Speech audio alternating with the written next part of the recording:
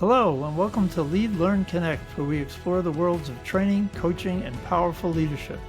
I'm your host, Alan Krieger, and on this show we talk about not just the how of helping others grow, but the behind-the-scenes work of overcoming challenges and staying connected to what's really important.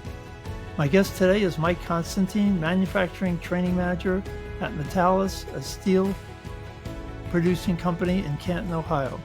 Mike's experience spans a number of industries over more than a 20-year career in learning and development. Whether you're a new trainer, a seasoned facilitator, or just curious about what it takes to really thrive in this world, this episode is for you.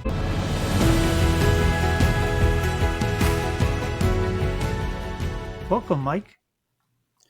Thank you for having me, Alan. I'm looking forward to the discussion. Yeah, likewise. Yeah, and let's start off with when we talked before, you shared a very interesting story that one of your inspirations as you go into the training room each time is Mick Jagger, an 80-year-old lead singer, leader of the Rolling Stones, for those of you who may not heard of Mick. That's accurate. I'm a big music buff, and many years ago I read an interview with Mick Jagger from the Rolling Stones, and the interviewer asked him, how do you go up there with the same passion and energy every night and entertain the crowd at the high level that you and the band do? And his response, I thought, was very simple and applicable to what we do in the world of training. And his response was, there is somebody in that audience who has never experienced the Rolling Stones before. And we owe that to them to give them the same level of excitement and the same energy that we gave the crowd the night before. It doesn't matter what has happened off stage with the band. It doesn't matter what's happened in our personal lives. When that curtain drops, it's showtime, and we have to make sure that we're giving them what they expect from a Rolling Stone show. And I just thought that was really relevant to what we do as instructors and folks in the learning and development space. You know, every class is different that we teach, and it doesn't matter if you hit a traffic jam on the way into work. It doesn't matter if you or maybe you're not seeing eye to eye with someone. When that curtain drops, so to speak, and you've got the classroom in front of you, you've got to bring that same level of energy and excitement into the classroom, because if you don't, it's going to make for a very long day in the training world. Yeah, it's a great story, and having been on the road doing training a lot, I know it gets to be a challenge, and there are days where it's just you just don't have it with you. Yeah. What do you do to reach deep and pull out that Mick Jagger energy when you've it's your fifth day, it's a Friday, you've been training every day and you've been traveling a bit? It's a great question. What I do is I try to imagine myself in their seat, right? The seat of the learner. We've all been in situations where we've attended training sessions, and the instructor, you can tell, is not in it. He or she's not committed. They're not present, and that's no fun, and that doesn't offer any value to anyone. And so I just try to remind myself of what it's like to be in that chair, and what would I want to see if I were the one there. And that sort of gives me the lift that I need to go into the day. And then sort of instinct from all the years in the business, so to speak, takes over once that quote unquote curtain drops and you're leading a class, and it just sort of all takes care of itself in that moment. Okay. And it's good that you can keep digging that energy up each time. Yeah. Let's flip it around a little bit. You took my team assessment, and thank you for doing that. Yeah. And scored high as the E or engager, and the engager is a good leader that way, charismatic, able to talk, tell good stories, get people engaged. But in every not every group, but in many groups, you'll find you've got people that really just don't want to be there. Right. And let's focus on the tell style, the T style. This is somebody who wants it quick and fast. Tell me what you need and let me get out of this room. And you've got a lot of material. You got a whole day's worth. How do you connect with somebody who's you can just tell they're drumming on the desk. They're ready to hit the road. Yeah. I mean, I think it's important as an instructor to realize that we all learn differently, right? Some people, whether they're there because they've been voluntold to be there, or they're there because they want to be there, they all have something different that they want to take out of the class. So one of the things that I like to do anytime I teach a class is try to find out what their agenda is. And oftentimes I will go around the room and say, hey, what's one thing that everybody wants to take out of the session today? And we kind of create an agenda that they've built. And then throughout the course of the content, I'll touch on those things. I'll incorporate their ideas or their whatever they want to get out of it into the class. And then I tie it back together at the end by saying, okay, before we wrap things up today, let's make sure that we hit everything that you each wanted to accomplish in the class. And we'll go back to that list and we'll kind of check it off. Jim, you said you wanted to learn more about how to open a crucial conversation. Did you get that today, Jim? Absolutely. Great. Check it off the list. And so what I found that it creates buy-in. They know that they have skin in the game, that I'm trying to give them what they need out of it. I mean, you will always have people that initially may not want to be there because they feel as though it doesn't pertain to their job, or they just are having a bad day.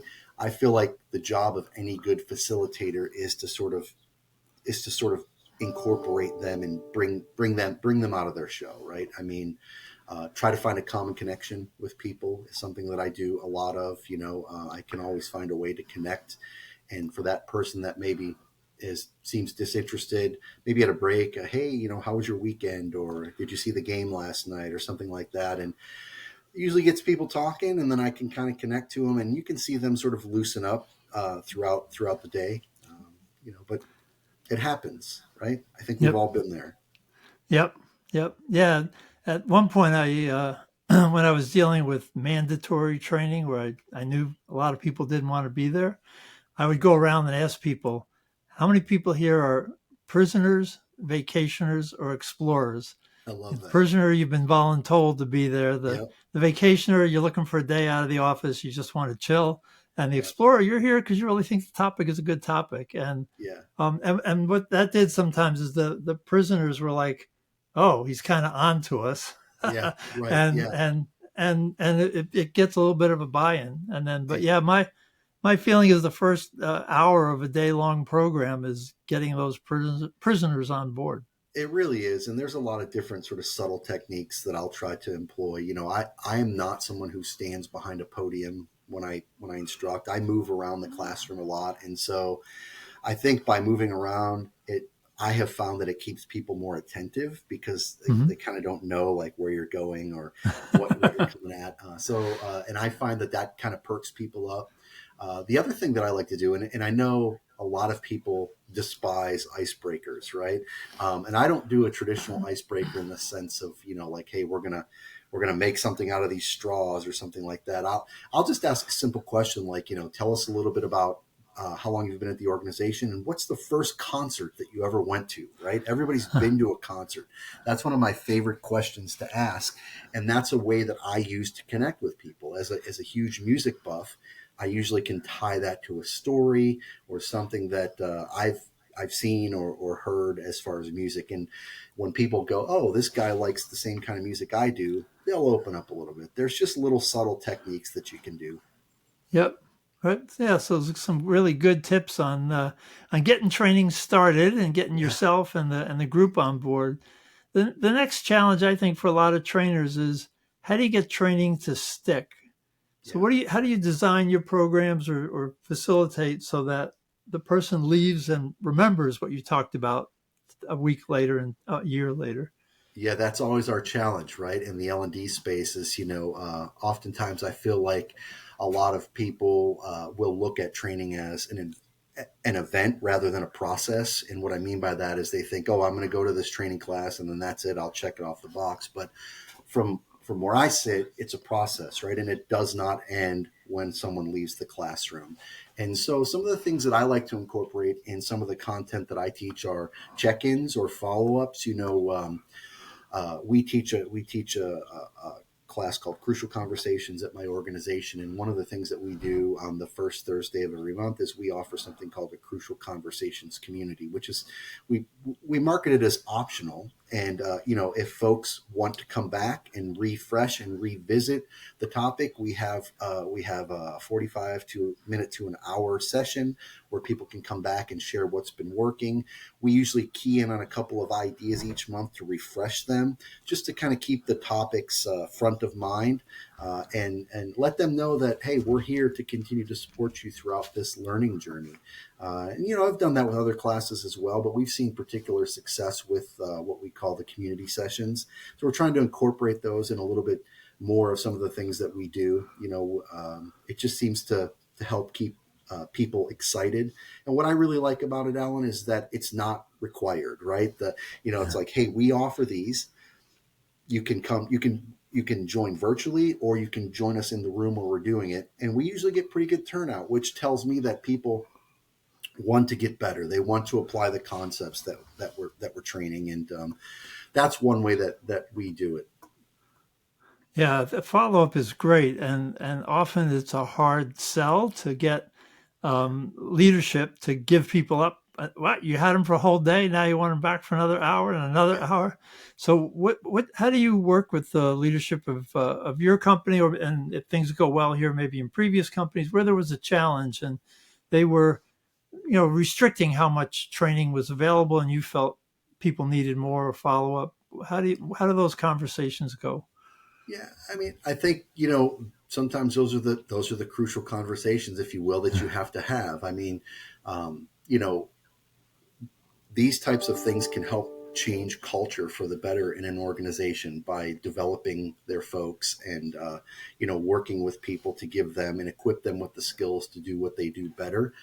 And so I just always approach those with, we all have a lot of things to do, but one of the things that you mentioned to me when we discussed your training challenges were you have a person who needs to develop a particular skill.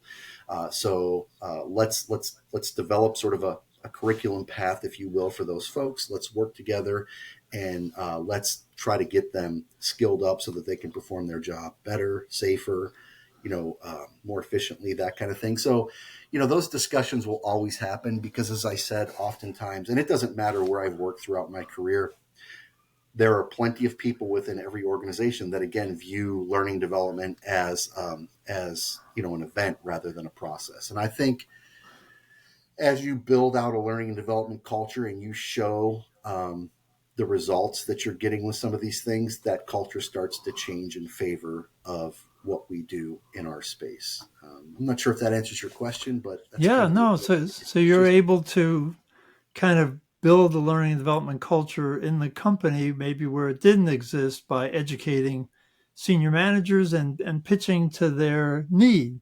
They need people to handle this thing better, or reduce accidents, or increase communication, or whatever they bring to you. And you feed it back as, okay, well, here's how we're going to get there. yeah, And when they push back that, can't you do it in an hour?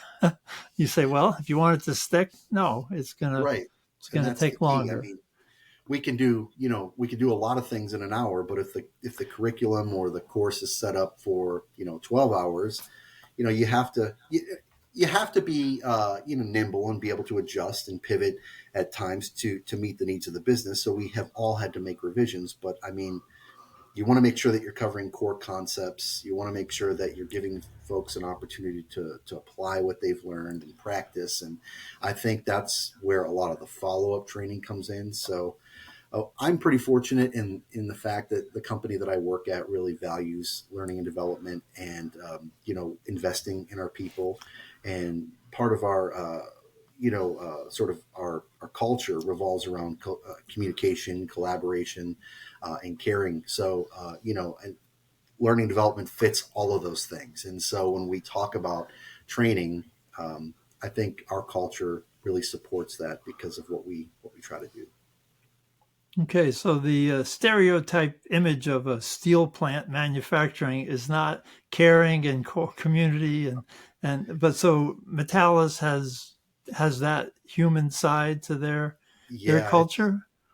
it's really a fantastic organization because, to your point, it's not what you think of whenever you think of a manufacturing organization, of a steel company. You think of sort of gruff, grizzled veterans who are, and we have gruff, grizzled veterans in our workforce because they're working in front of a furnace for 12 hours a day, but they're humans, right? And they have a desire to improve, and they have a desire to do their job better, and most importantly, safely. And so, we are, I like to think we're a pretty progressive company in how we approach that. We always like to talk about the human factors that impact somebody's mood for the day, right? Like, we don't know what happened as somebody was driving into work that made them sort of make a mistake, or but you get to know your people, you get to know your audience. We find that helps with that. But yeah, it's a great organization in terms of developing people, because we practice what we preach. I guess it's kind of a Yep. cliche thing, but we really do practice what we preach, from the executive level all the way down. So I was going to ask you if there was a difference. You started in, I think, the financial industry. You've worked in different industries, but I'm wondering if there's a difference in industry or a difference in just individual company culture over the different places you've worked in terms of how they support learning and development. Do you think it's industry specific, or is it more just individual company specific? I mean, I've been fortunate throughout my career to work for some pretty large organizations, and I will say that that's sort of what continues to drive me to be really good, or attempt to be really good in the learning and development space, is because of the companies that I work for have driven me. But as far as cultures, there is a dramatic difference between the financial services sector and manufacturing, right? I have found that in my time in the financial sector, I was dealing with a lot more extroverted sales type personalities, people who wanted to share and wanted to talk. Whereas now on the manufacturing side, oftentimes my audience are more sort of like analytical and a little quieter and that kind of thing. And that's okay, right? It's just, how do we approach those learners to make sure we're giving them what they need to be successful? So as an instructor, um, you just have to be able to sort of adapt your style. So cultures are different at every company, and changing culture is like turning a steamship in a bathtub, if you will. So it takes a Yep. long time. Um, and again, I feel fortunate because the organization that I'm at, um, that culture is just sort of ingrained in us, and it's just something that you can talk to people and collaborate, and it makes developing and delivering training a lot easier. Yeah. Not Well, that that's it wasn't, not that it doesn't come with challenges, or not that it yeah. wasn't easy at a prior organization. It just, people value it. Hmm. Yeah, and that's a big challenge that you didn't have to battle over. So that's a great one.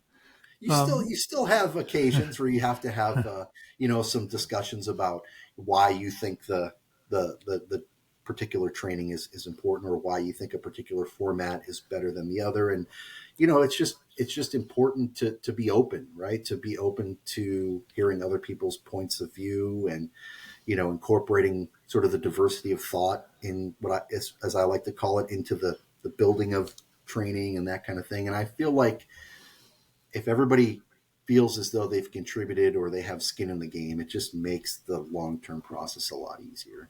yeah, so being inclusive and engaging Absolutely. with people again, back to your natural style is a good one for that. So Appreciate that. yeah.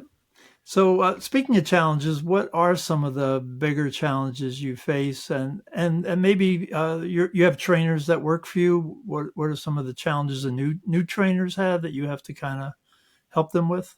So I have a pretty unique role in that I don't have trainers that report directly to me, but I work very closely with some hourly folks out in our plants who deliver content to the folks in the plants.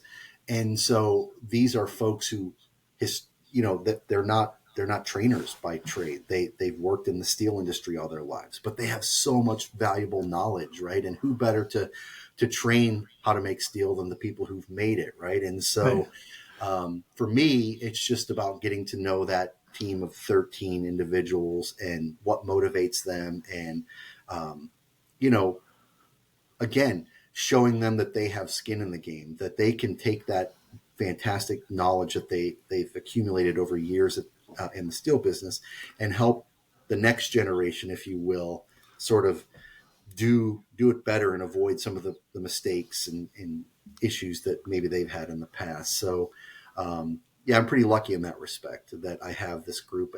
And I like to tell people, like, I can't melt cheese, let alone steel. So I need them to Yeah. be the experts when it comes to the delivery. Where I can come in and help them is I can give them facilitation tips and best practices for training approaches, and maybe some help with documentation, and just sort of like an overarching view of what learning and development is, and sort of act as a resource to those folks, and it's gone really well. Do you bring your Mick Jagger story in when you talk with them? I've told that story more than a few times throughout my career. I mean, I It's a that great one. yeah, but it's so relevant, right? I mean, you could Hmm. almost insert any artist you listen to there, right? I mean, it's whether it's whoever, I mean, the same thing is true. Like, if a guy bakes cakes, if he hit rush hour on the way in, he owes the best wedding cake he or she can make to that customer, and so you've got to leave that stuff at the door, and you just have to deliver. Okay. I don't know if there was a lesson you learned the hard way, but something reaching back into your career where something happened that has stuck with you and helped you kind of move forward in a better way. Oh gosh, there's a lot of stories over my time, and most of them sort of really revolve around travel. Right, I've had the opportunity, and very grateful for it, to have traveled, globally to deliver training, and done a lot of stuff domestically. But I think one of the things, one of the lessons I learned early on was that what plays in the States, if you will, doesn't necessarily play in Shanghai, China, where you're delivering a class, right? So you have to, you know, do a little pre work on your audience, do a little pre work on maybe how different cultures learn, and, make sure that you're ready for that. I'll never forget the first time I trained a class in Shanghai many years ago in my career. Was the audience was very quiet, and I didn't really understand why. And then after the session, my boss and I were having dinner, and we talked a little bit about it. He said, "Mike, you have to remember that they're not quiet because they're not engaged, or they're not, or they're just, they don't like the content. They're trying to translate in their head what you're saying into their native language, and then flip it back into how to engage in English." And I was like, that's so true. Like, I hadn't thought about that. I just thought that, Yeah. the same techniques would apply wherever. And so I've taken that, and I've realized that, not everybody learns the same way. And especially if English is not their native language, right? They have to sort of process that. Now, I don't do much training or any training internationally anymore, but it was a valuable lesson, because I think it's applicable, you know, even here stateside, right? Every audience is different, and so you have to prepare beforehand, and you have to get to know your audience. And there are countless other stories, of travel. Like, sometimes you don't know what you're walking into from a room perspective, per se, right? I've always made an effort to try and visit the location that I'm training a day or so before. So I would land at the airport, I would go to visit the site, set up my room, and so that way, when the clock struck 8 a.m. in the morning, I was just ready to go and welcome the learners, versus sort of fumbling around trying to get my equipment set up, that sort of thing. But sometimes you show up and you're teaching in a hotel banquet room, and your materials haven't arrived, and you just have to learn how to sort of adjust to that. Yep. So I'll never doesn't. forget. I'll tell you a quick story. Yeah. One time I was doing a class in a small town called Plymouth, Indiana, and I had driven there from Cleveland. I lived in Cleveland at the time. I'd driven there the day before to meet my colleague, and we were going to go play golf the day before and then teach the class the next day. So I packed rather quickly before I left home. I went to Plymouth, we golfed, went to dinner, came back to my hotel room. It was about 11 o'clock at night, and I started preparing my outfit for the next day. And here I had come to realize that I had packed two different dress shoes both black, but both left feet. Right. And I was like, oh, great. What am I going to do now? Right. So I'm in Plymouth, Indiana, which if you blink, you miss it. Right. No offense to anybody from Indiana. It's a great little town. It's just small. Right. And so luckily there was a Walmart that was open 24 hours nearby. I was able to go get a pair of dress shoes before the next morning. And I got to tell you, Alan, they turned out to be the most comfortable dress shoes I've owned for a long time. Like, it's just funny how that stuff happens. So, you have those kind of travel stories that go awry. But yeah, I've been pretty fortunate in that respect. Thank goodness there was a Walmart, because I often say if they had just been two different black shoes, and one was right and one was left, I would have carried on, and I would have taught that way. But weird stuff happens. Two left feet. Yep. Yeah, I have a belt Yeah, like that. I remember from buying in an emergency when I landed yeah, somewhere with no belt. So, well, this has been great. We're just about out of time, but anything you want to share about something you're looking forward to or any excitement coming up? yeah. I mean, I think for me, it's a mentor once told me, you have to continue to drink vigorously from the cup of knowledge, right? And I think if you just continue to be a lifelong learner, and you continue to recognize that we all have opportunities to continue our development, that you'll become a better person, a better employee, a more productive employee because of that. I'm really excited to see how AI is going to impact the learning and development space. Some additional gamification. We do some pretty cool stuff with some virtual reality cranes that we rolled out in my organization, and just puts people in a lot safer space to practice using overhead cranes. So stuff like that is of great interest to me. And then, of course, the impact of AI and how that could potentially help create e-learning modules and things like that. So lots of cool stuff in our industry, and just be a lifelong learner would be the advice I have to people. And for new facilitators, um, you know, prep and keep prepping. Like, just when you think you've prepped enough for a class, start all over again, right? There's no such thing as I'm ready, and I also, in closing, just as long as I've been teaching classes, or as long as I've been building training, I still get nervous before every class. And I think if there ever comes a time when I don't get nervous before I teach a class, even if I've taught that same topic 50 times, 100 times, then there's reason to be concerned, right? Because it still gives those of us in the space, Alan, we know the rush that it gives us when we can impact the lives of others by delivering something to them. So it's okay to be nervous, I guess is what I'm trying to say. If you're not nervous, then that's a whole different conversation. So just make sure you're prepared and give them that Mick Jagger experience. Yep. Yeah. And I think that's, I don't know that he's nervous when he gets out on stage, but I would You'd be imagine surprised. You'd be in front of surprised. 50,000, 100,000 people, it's probably is. But I think that nervous energy is what certainly drives me and you. It's what we can draw on is that little bit of extra energy. And I think Yeah. being terrified is not so good, but being Terrified is nervous. not good, but having that nervous energy is good. And I think everything builds on itself, right? So when you see people in the class kind of have that aha moment, or like a light bulb goes off, that's Mhm. what pushes me. That's what drives me to want to get up the next day and do it all over again, is to know that I had a very small part of that light bulb moment, or the success that they'll have when they go back out onto the floor and perform their job. Yep. Yeah, and just to give a little plug, that's what I love about my communication style assessment is like lights go on like, oh, not everybody communicates the way I want to communicate. They actually That, don't like the way I communicate. Ooh, you know, that and it's great. It's a lot of good energy when people kind of it makes sense why some of their difficult conversations are difficult. So yeah, that light yeah, bulb is what feeds us as trainers. Yep. yeah, I really like the communication styles, self-assessment that you send. And I like to do something similar if I'm doing like a training best practices for new trainers class. I always send them a short assessment ahead of time about adult learning styles, because I think as trainers, people oftentimes tend to teach the way they learn. They Yep. forget that other people learn differently. So if they can see where they fall, it'll help them in terms of their how they learn. It'll sort of remind them that you just can't teach to that style. You have to teach to the kinesthetic learner, the visual learner, the learner who does like to just be read to or something, so you have to incorporate all those styles. And assessments like your team communication style assessment are super valuable tools to help us be better at what we do.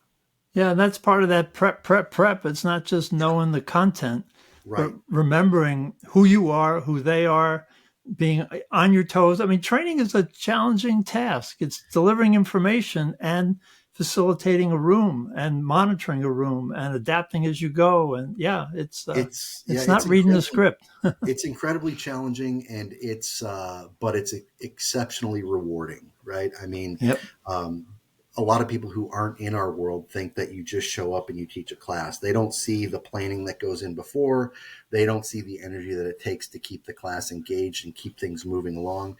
And they don't see the post-class administration work that goes into it, right? I mean, there's a lot of follow-up and things like that, but um, it's fun. It's an amazing career. The learning development space has been good to me. I've met so many tremendous people throughout my career. I've had the ability to see tons of places around the world, and there's nothing else I'd rather do than to help people be better. Yep. Yeah. Well, thank you, Mike. I've really enjoyed having you on here, and what a great presentation of the world of learning. You really embodied it so well. I really, I've enjoyed the talk, and I think it'll be a great episode for others. So, but that's it for today's episode of Lead, Learn, and Connect. A huge thank you to Mike Constantine for sharing some great insights and expertise. If you found this helpful, be sure to subscribe, share it with a colleague, and leave a review. You can find out more about Mike and how to get in touch in the show notes. And if you're ready to strengthen how you teach or coach communication, click the link to our website to learn more about the T.E.A.M model of communication, and follow us on LinkedIn. Until next time, keep leading with intention, keep learning, and keep connecting. Thanks for listening. Thank you, Alan.